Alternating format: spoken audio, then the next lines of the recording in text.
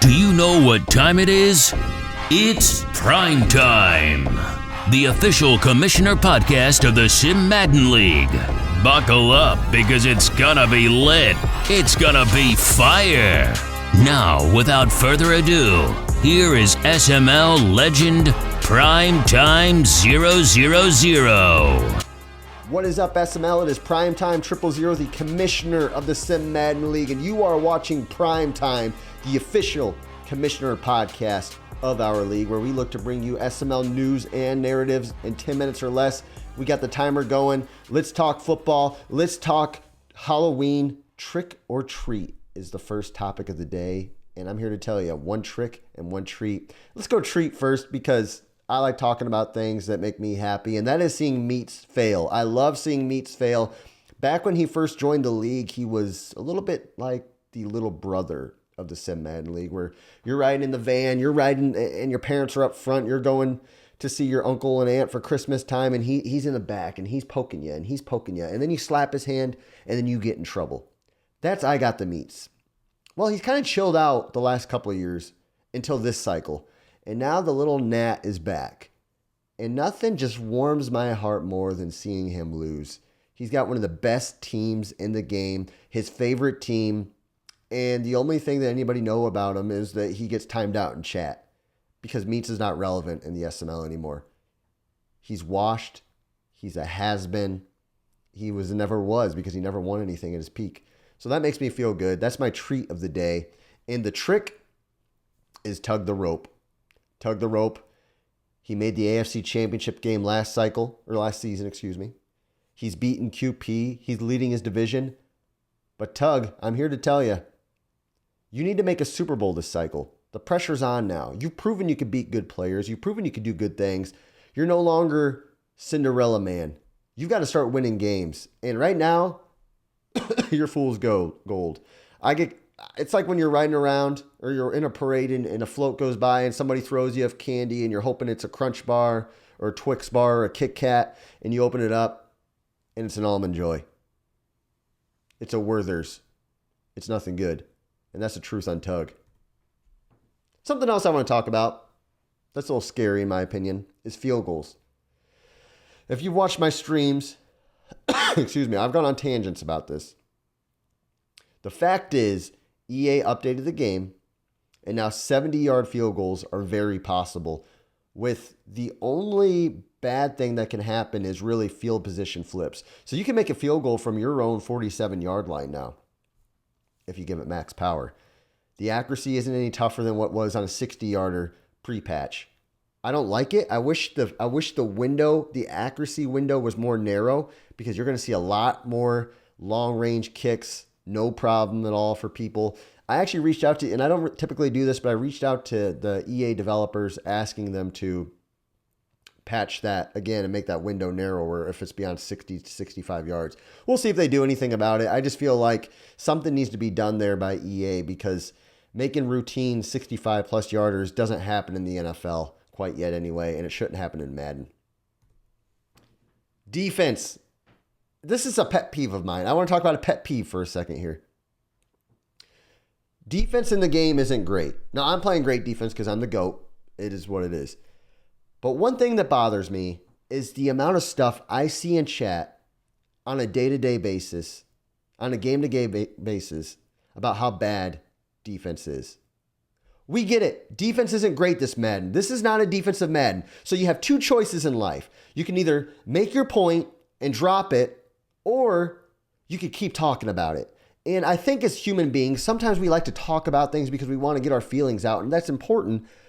But there's a point where you say it, and then you just have to let it go, because the more you talk about it in DMs with your friends, or the more you read about it in chat, or the more you talk about it in chat and beat that dead horse, the more you're going to get upset about what the game is, and you're going to be depressed loading up and playing the game. And then in another month and a half, you're going to be putting down how you want to retire and how this game is dumb and how you're just done with Madden. And it all stems from hyper-fixating on a point or a weak point in the game. And right now, that point's going to be defense. And I can already see it, 3 or 4 or 5 guys. By the time we hit July, they're going to be sick of the game because they won't just drop it.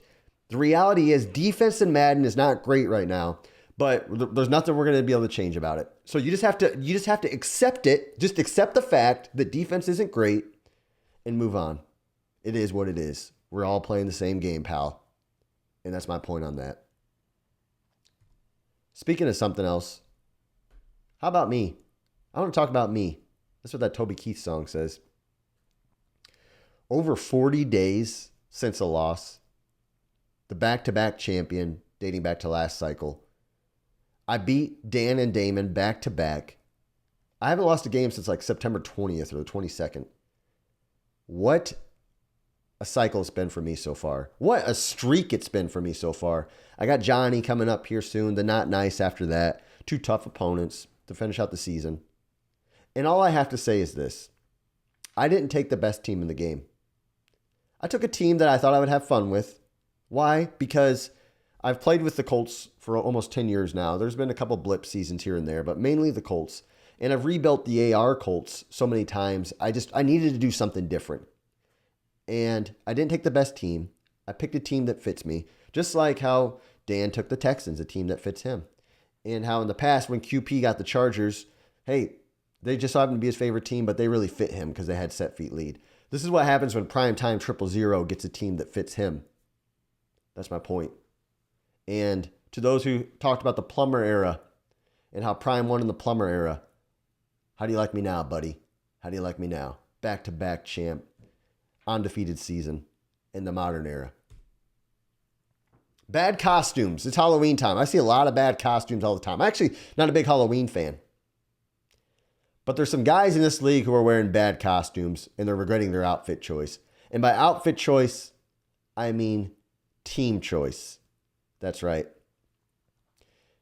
I got to say it, man. I think KP absolutely regrets taking the Indianapolis Colts. I don't think he'll put it in chat.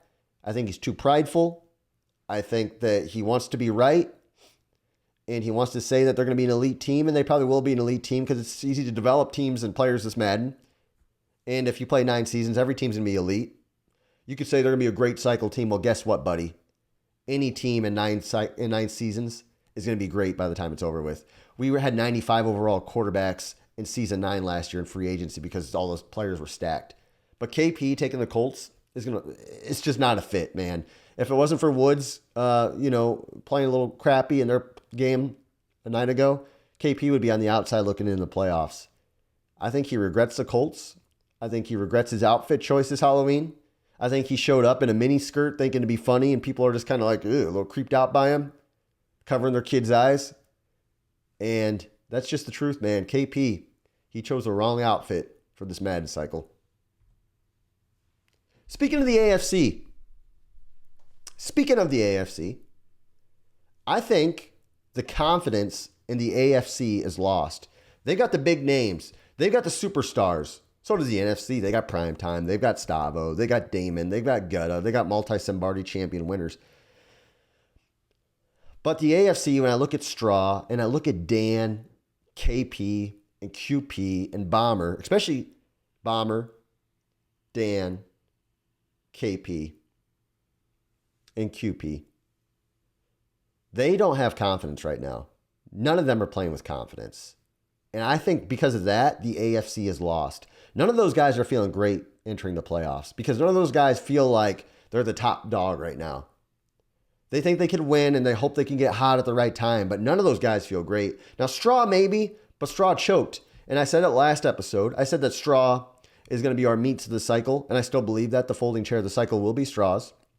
But the AFC as a whole right now, the top dogs there anyway, they don't have any swag. They don't have any confidence. Their chest ain't out. I was expecting QP to come in there and kind of parade around, and it looked like it was going to be the case until after my show came out. So I'm still looking for that guy to puff his chest out. AFC, they don't got a lot of confidence right now, and I could smell it. I accidentally took away my timer, but we got a minute left here. Here's the reality. This is commish talk time, and I just want to say this to everybody. People who make content are appreciated. Sometimes people say, oh, this content isn't great or this content isn't great. Well, guess what? You're not doing anything. And I like people who do things. It's easy to say words, oh, articles aren't great. Oh, this isn't great. Well, guess what? What are you doing to help the league? What have you done lately? Well, I like talking trash in chat. Well, guess what? Anybody can do that. What are you doing extra? I like results. Great ideas are a dime a dozen. Executional skills are rare. And I just like people who execute and get things done. I appreciate you guys who do those things, commentary, so on and so forth. And I'm here to tell you right now, SML, we got the best primer class we've had in a long time and a great waiting list waiting in the wings. And some people might just feel the effects of that. I appreciate you watching this show. I hope you have a great day. SML powering through almost playoff time. I'm unbeaten. It's a great day to be alive. Everybody, thanks for watching and have a great day.